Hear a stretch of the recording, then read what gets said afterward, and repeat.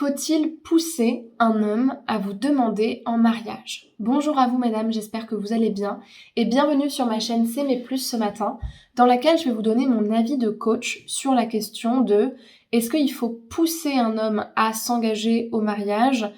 Comment on peut faire quand on a envie que la relation devienne une relation d'engagement au niveau d'un engagement civil ou religieux? Et comment faire dans cette situation quand on se sent bloqué et qu'on a l'impression que l'autre ne veut pas la même chose. Et évidemment, comme d'habitude, je vous donnerai des conseils pour vous préserver et renforcer votre estime de soi dans cette situation. Si vous ne me connaissez pas encore, je m'appelle Chloé Mercart, je suis coach, maître praticienne en programmation neurolinguistique, praticienne en hypnose ericksonienne et j'ai créé S'aimer plus en 2019 pour aider les femmes à reprendre le pouvoir sur leurs relations amoureuses en reprenant leur pouvoir par rapport à elles-mêmes. Et pour ce faire, à mon sens, ça commence par renforcer l'estime de soi pour ensuite pouvoir libérer sa puissance de transformation personnelle intérieure. Et ce travail-là, il ouvre à beaucoup plus de choix, beaucoup plus de liberté au niveau amoureux, mais aussi au niveau personnel, pour qu'ensuite on puisse devenir des femmes libres, assumées, confiantes, qui se choisissent et qui créent la vie qu'elles veulent et qui les inspire réellement. Donc, si vous n'êtes pas encore abonné à la chaîne YouTube, je vous invite à le faire maintenant en cliquant sur le bouton rouge s'abonner en bas à droite de la vidéo et en activant la cloche des notifications pour recevoir tous les matins une vidéo à 8h sur vos notifications sur le sujet des relations amoureuses et de l'estime de soi. Il y a également une formation qui est disponible et qui est offerte pour vous. Cette formation, elle s'intitule « Incarner la femme sensationnelle, lumineuse et unique qui l'épousera » et elle est disponible pour toutes les personnes et toutes les femmes qui souhaitent trouver l'amour, qui souhaitent séduire, mais pas de n'importe quelle manière, qui souhaitent séduire en étant tout à fait authentique, naturel, et puis surtout en valorisant énormément leur estime d'elles-mêmes pour avoir de belles relations. Donc si vous souhaitez bénéficier de cette formation, je vous invite à aller dans la description de la vidéo, à cliquer sur le lien qui correspond à cette formation, c'est le deuxième lien, et à remplir le formulaire pour la recevoir directement par mail. Pour répondre à cette question-là, je dirais qu'il y a quand même une différence déjà à faire entre vouloir dire à son partenaire qu'on a envie de se marier, lui dire expressément et lui dire que c'est un besoin pour nous en parlant tous les deux, en l'exprimant, voire en lui demandant nous-mêmes pourquoi pas s'il a envie de se marier et comment il voit l'avenir d'ici les prochaines années. Ce qui pour moi est légitime, même si il peut y avoir cette question de l'ego, de se dire mais c'est pas à moi d'aborder cette question, c'est pas à la femme de faire ça. Moi je pense que c'est sain dans un couple qu'on dise les choses telles qu'elles sont plutôt que de perdre du temps ou ensuite de se disputer parce qu'on n'aura pas dit les choses qu'il fallait, et pousser son partenaire à l'engagement. Parce que c'est quand même une question qui est importante pour les personnes qui sont pratiquantes, qui sont croyantes, ou les personnes pour qui le mariage est très important. Moi je trouve que cette question elle est légitime, elle est aussi légitime que celle des enfants en fait. C'est une question qui a trait à l'objectif de la relation, et donc qui a trait à l'avenir de la relation, au projet d'engagement du couple, et donc à quel point chaque partenaire va se retrouver dans ce projet de couple,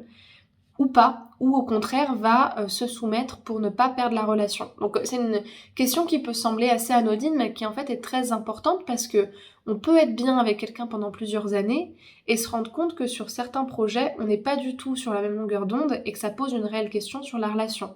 En fait, cette question-là, c'est la création des critères. Et vous savez très bien que quand je vous parle de critères, aujourd'hui, quand vous regardez mes vidéos pendant un certain nombre de mois maintenant, vous savez que les critères, c'est toutes les choses dont j'ai besoin et qui sont rattachées à des valeurs extrêmement importantes pour moi et qui font que je suis bien ou non dans la relation. Donc déjà, pour moi, la première chose, c'est de se demander à quel point le mariage est important pour moi.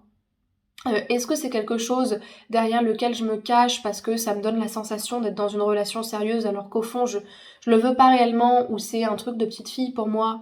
que j'idéalise mais qui est pas si important que ça pour moi, et donc quelque part si j'en parle avec mon partenaire finalement je peux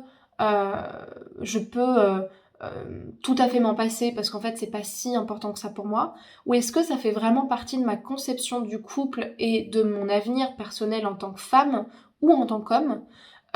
et dans ce cas-là je peux pas passer à côté, et donc si c'est un non négociable, je vais pas du tout avoir le même positionnement dans la communication que si c'est quelque chose dont je peux largement me passer. La deuxième chose également à voir, c'est quel type de relation vous voulez avoir aussi. Dans le sens où, si vous voulez avoir une relation qui est ultra toxique, dans laquelle vous forcez l'autre à faire quelque chose qu'il ne veut pas faire, ou dans laquelle vous regardez pas vraiment le vrai problème en face et vous continuez à forcer, là où l'autre ne veut pas changer et ne vous donnera jamais ce que vous voulez avoir, c'est sûr que vous pouvez continuer à faire ça, parce qu'en fait, vous allez juste réveiller plein de blessures à l'intérieur de vous. Vous allez très certainement avoir une posture basse, une posture inférieure, où vous demandez tout le temps à l'autre quelque chose qu'il n'est pas capable de vous donner. Ou alors, choisir aussi de se dire,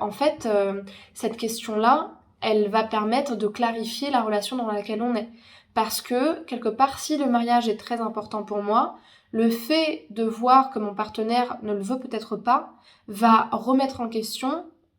mon avenir dans cette relation-là. Et c'est pas la même façon de réfléchir que quand vous forcez et quand vous essayez tant bien que mal que de faire pression sur l'autre. Quand vous vous posez réellement la question, vous vous rendez compte qu'en fait c'est une discussion qui n'a pas besoin d'être forcée en fait. Soit on en parle et on arrive à communiquer sur ça et négocier sereinement à cœur ouvert en disant réellement les choses, soit en fait on se rend compte qu'on ne veut pas les mêmes choses et dans ce cas-là le problème n'est pas sur la question du mariage mais plutôt sur le projet de la relation et son avenir. Qu'est-ce qu'on veut ensemble? Et est-ce que s'il y a des désaccords, on est prêt à rester l'un avec l'autre en sachant que on va peut-être rester sur nos positions et qu'on sera peut-être pas capable de s'engager. Donc moi j'aurais plutôt tendance à vous dire de réagir comme ça, c'est-à-dire de déjà vous questionner sur à quel point c'est important pour vous, ensuite d'essayer d'en parler à votre partenaire sans vouloir lui mettre la pression, parce que plus vous faites ça, moins vous aurez de discussions sereines avec lui, et troisièmement de vous dire si vous voyez que c'est quelque chose qui bloque, est-ce qu'il n'y aurait pas une remise en question à faire sur la relation et sur le projet de couple tous les deux, si vraiment c'est important pour vous. Parce que sinon vous allez vous épuiser à forcer à chaque fois et vous allez perdre du temps, vous allez épuiser votre partenaire et il y aura peut-être une dispute, voire une rupture liée à ça et ce serait vraiment dommage. Si cette vidéo vous a plu, je vous invite à me laisser un pouce vers le haut et à m'écrire un commentaire si vous le souhaitez, si vous avez des questions à me poser ou que vous souhaitez me faire part d'un témoignage ou d'une opinion sur ce sujet-là. Et puis pour les personnes qui veulent réserver un appel avec moi pour pouvoir faire le bilan de leur situation et être accompagnées à travers du coaching individuel, je vous invite à réserver votre appel offert avec moi qui dure 15 minutes. Et pour le réserver, vous avez qu'à juste cliquer sur le premier lien en description de la vidéo et puis à remplir le formulaire qui sera proposé avec quelques questions pour mieux connaître votre situation. Il y a également toute une offre de formation qui est disponible pour vous avec des formations plus ciblées sur différentes problématiques comme la rupture amoureuse par exemple, l'estime de soi ou encore le fait de vouloir devenir une chieuse, c'est-à-dire devenir une femme qui s'aime et se comporter avec les hommes. Et puis vous avez aussi un programme important qui dure entre 3 et 6 mois qui est vraiment centré sur la libération de la dépendance affective tout en renforçant l'estime de soi et en voulant trouver l'amour, notamment sur les sites de rencontres. Ça, c'est un programme qui est important,